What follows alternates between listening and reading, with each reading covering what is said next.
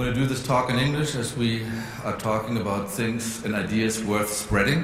I brought a little secret that's behind me. Global warming is happening. And I'm tried to learn for the beginning of this lecture today what my friend Byron Shah in Los Angeles always says, dude, it's happening.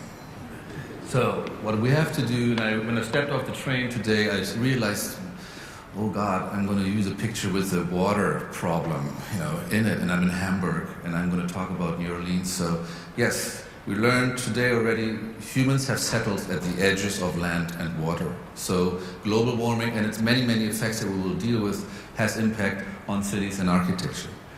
Because I'm an architect, I deal with it every day, but I've learned that everybody in this room is an architect. Everybody lives in a house or in an apartment. So everybody's an expert in how to live, and everybody's an expert on architecture. And what I'll try to tell you today is hopefully going to be something that will change your behavior when you go back home tonight. Because buildings are surprisingly the biggest contributor to global warming in every statistic that you read. It is not the big corporations, the industry, the power plants, the car factories, our need for mobility, etc., etc. Buildings, as the resource we all use, is by a large percentage the biggest contributor to CO2 footprint on this planet. Buildings and architecture is also my profession, unfortunately, therefore, is also dealing with the biggest energy consuming resource user on the planet, and so forth. And particularly, not only in the making of things, but in the usage of things. So even if you're not thinking about building tonight and calling an architect, by just using your architecture, using your house, you are the biggest contributor to global warming. So, this was a secret.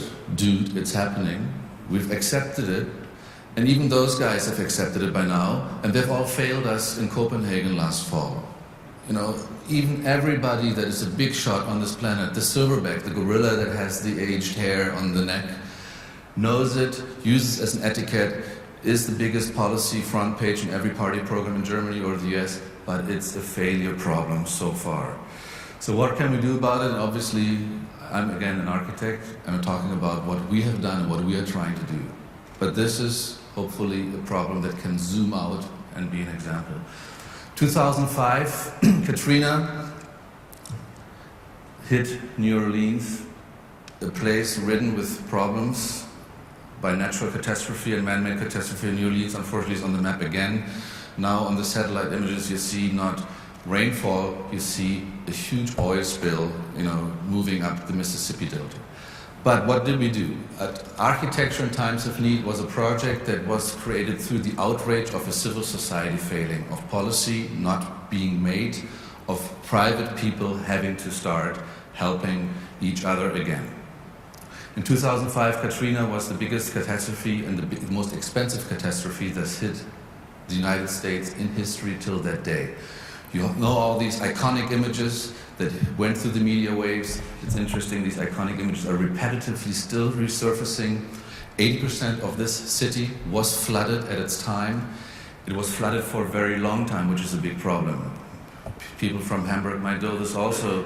Flooding can be dealt with. If you are flooded for a long time, your material base is deteriorating. If buildings are sitting in water for too long, they will never be able, they become poisonous waste. The cleanup of New Orleans looked like a nuclear hazardous site. People had to wear jumpsuits, clean breathing masks, etc. to get disposed of their city. And we had a failure of civil society also. Suddenly we became enemies of each other. Not only looting was a problem, but also the distrust of this executive arm of a government towards its own city became a problem. This is the National Guard descending into one of the shopping malls. This looks like Iraq, it doesn't look like New Orleans. This could be everywhere. This could be the Bundeswehr, this could be, in every country of the planet. So, this was the problem. We started and said at the time, let's deal with the biggest problem, the hardest problem, the most local and difficult place in New Orleans, the lower 9th Ward. So we went to what was before a place that was a slum, proud with heritage of the civil rights movement, but over the time deteriorated in its social fabric and obviously therefore hit hardest by a disaster and left alone and most helpless by the aftermath of disaster. You all know these images. It was a man-made disaster, to be repeated. We live and settle in places that nature would not allow us or want us to settle. It was levee breaches that caused the problem of New Orleans. The levees were not built right. It was a man-made disaster. It's important to sort of bring that home to you, because there lies the key. Nature will not be, nature is not going to be sad if we cease to exist on this planet. The planet is here. We're creating a really problematic space for ourselves on this planet, and we can change that. So how do we do this? Obviously, in New Orleans, the deal was people had no money, there was almost no money. So architecture, the resource of dwelling, needed to be affordable. It needed to be sustainable because Katrina taught us we were the cause. It was a global warming consequence. If you look at the statistics of hurricane in the Gulf region, it is in the 20th century continually increasing, and there is no doubt, even if you have no linear cause and effect sort of explanation so far, there's no doubt that we are somehow causing this problem of increased problematics for coastal cities. We also think that the quality of life and quality of architecture has to do with beauty. So high design, beauty is an equity. Beauty is something that will make you feel better, will make you work better, will make you live longer, will make you treat your fellow humans better. So high design. And fourthly, quick relief was one of the obviously, if somebody is hit by something that is surprising, it needs to be changed quickly again.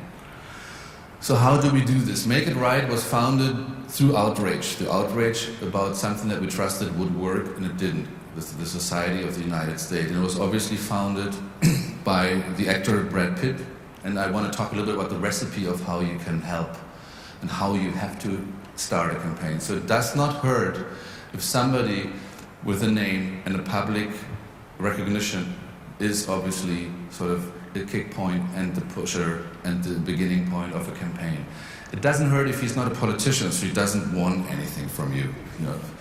Maybe wants a movie ticket, but he doesn't want anything from you. It doesn't hurt to have other politicians who don't have a political job anymore. They don't want anything else anymore. They got their pension, so they, all ex-presidents are doing good things suddenly after they're out of office. Surprise. What you also need is the opposite end. You need the top and you need the big base. You need volunteer labor. Volunteer labor is not only good for a project, it's extremely positive for the individual that helps. Helping is a good thing. Helping makes you a better person. Helping makes you grow and become a really good person. You need a good team. Eventually you go into making a campaign, so you need talents. We got a lot of volunteer talent. We got a lot of volunteer talent from people who are sustainable experts, architects, organizers, engineers, crazy people, conservative people, Christians, non-Christians, all mixed into one group, and obviously then community people. You need to create a bank. Money was the biggest issue.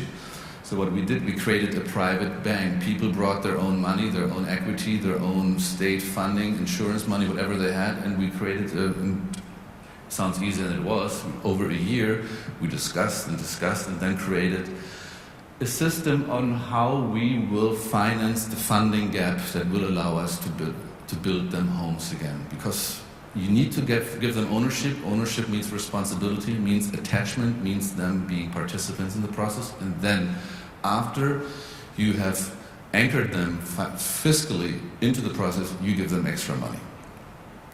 And how did we do this? How did we get money to give them? Obviously, the founder, Mr. Pitt, had some good friends, and I don't want to go down the sponsor list today, that gave some big chunks of money. But what we wanted to really do is get not only money from big philanthropists, but get money from everybody and get the credibility of that money from everybody, so that we're building a monument, a mental monument that everybody has participated and have a signature from everybody. So what we did, we brought up an awareness campaign. We built the city again before we built it. We built it like a Monopoly play.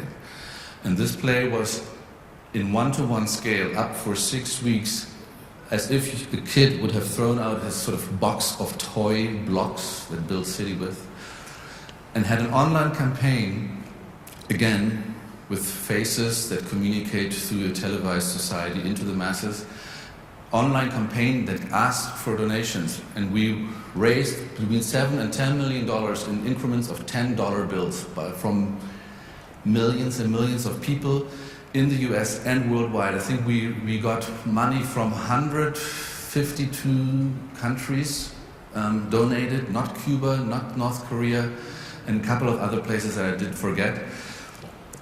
And while this money was donated, every time we had the money for a funding gap for One House Together, this toy city was assembled from chaos to think. And why do I saying this? This could be an artist project, this could be pleasing for my ego, but it was something that made it visible. It made it suddenly visible that something will happen in New Orleans, which was important because people were not trusting everybody anymore. It also made visible that whose name was building which house, so you had a direct impact loop and attachment. My clock's not ticking, I don't know what time it is. I'm trying to speed up because I'm thinking speed up. So, money, funding again. I'm an architect, so funding a bank was an interesting experience for me because normally I'm used to my wallet, and that's the end of my monetary sort of understanding. Then you got to go be smarter. So we have taken care of affordability. Getting smarter is a big issue. Technology and the sustainable gap was something that we dealt with for a long time. I don't want to get into this. This is not an engineering lecture today. Beauty, though. Beauty is something I think I'm not an expert on, but I'm an expert interest guy on it. And what we did was to change the pattern and matrix of how this campaign was designed. We did not do a top-down approach. Yes, we took talented people worldwide. We took locals, national architects, international architects, but we did not force them on the people. What we did is we got donations of 25 designs from renowned, from Pritzker Prize to local New Orleansian architect. And then our organization, Make It Right, value engineered all these houses to the same price point. So what you see here is almost like a card game of designs from different taste cultures. There's something for the conservative New Orleans guy who wants their own little wood carvings back, up to somebody who likes really sort of the denotated Japanese modern. And what we wanted is, we wanted the popular vote. We created a little museum, you could come in and you had a choice to what to pick from. You didn't have a choice to custom made much, because that is not affordable for us. But you had a choice to pick, that was important. And now we are obviously in the making of it. You can't build 300 to 1,000 homes in a day, so in the process of construction sites, prototypes, etc., houses are made.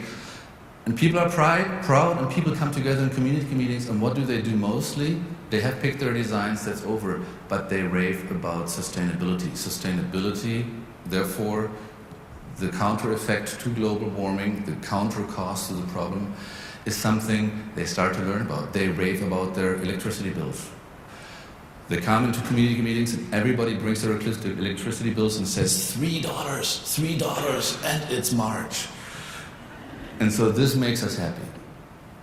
If we zoom out, disasters, as we said before, are everywhere. This is a distorted map of the world. You have a reference down here to the left, and you have a distortion of the map on the right. Our project is here. We don't have a problem of people killed by disasters in the first world. We don't have it in Europe. We don't have it in the United States. We really have it somewhere else. So how do we take lessons learned to other places? We have a desire. We want to have homes for everybody, but we want them not to eat up land. We also want certain commodities in our homes. Particularly, one of the biggest energy consumers, or the energy consumer in homes worldwide, is climatization. It's not a big issue here, but our culture is also slowly moving towards having artificially climatized places to live in. But places like this have existed in other climatized conditions before. And we want energy, and how do we get energy into our homes? That does not come from fossil or nuclear or other plants, but from natural resources. So what we really do as architects, and you are all architects, you're all architect users, we all want things for our homes. And what has this brought us? 2008, I think the entire focus on I want has kind of stopped. And this is my favorite picture from the time.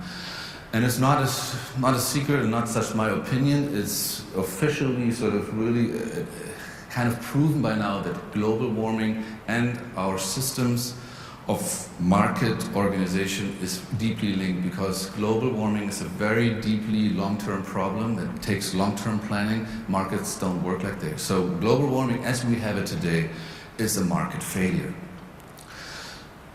And coming to an end, that's where I want to go. Why is it happening? Dude, it's happening.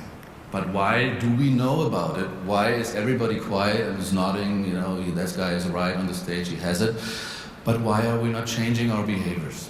And it has a lot to do with a certain condition that humans have ingrained in themselves. How do we work? And only an awareness about this condition will actually change certain things about us. What are we doing? If people ask you, you can say, oh, I'm doing it somewhere else, I'm not an architect. If I accuse you, you're not doing it, you can say, well, you don't have any right, you're on stage, but that doesn't give you the right to do anything and tell me anything. If I say you are responsible, you can always say it's the guy next to you, the girl next to you. If I blame you that you're part of us, individually you have a clean conscience, you have nothing done wrong. And obviously we all didn't know about it. So these attitudes of denial really need to change. And how do we do this? It's really about knowing one thing. Climate change and global warming have one problem. What we learn as humans and what we have learned in our families, in our schools, etc., about threats that we need to do something about and change our behaviors, are really a different pattern of behavior than climate change is asking of us. Normally our threats that we deal with are visible. Climate change is not visible. It's starting to be visible in the last couple of years. The first atolls are drowning somewhere deep in the end of our globe in the Pacific Ocean. Then when those pictures came back into our TV, we changed. It doesn't have a historical precedent that we know about. Therefore, we cannot link ourselves into what climate change is. It is not very immediate, it's a very drawn out process. So the return of invest or the return of problem of changing this invest is not immediate. That's why people try to tell you it's about your grandchildren that will benefit from your investment against climate change and not yourself. It doesn't have a simple casualty. It's very problematic. It's not caused by another tribe, the others, the axis of evil. It's caused by all of us. It does not have necessarily a direct personal impact at the moment. It's very indirect. So with this, I want to leave you. I want to go back one more time to one of my favorite clients, so to speak, in New Orleans, waving at you and telling you she suffered from climate change. She had help to go for it and get a better place and a better start into the next chapter of life. And she will tell you with this picture, hopefully, go back home and look at your electricity meter and other things in your home, what you can do to change the biggest resource eater in the planet, a dwelling.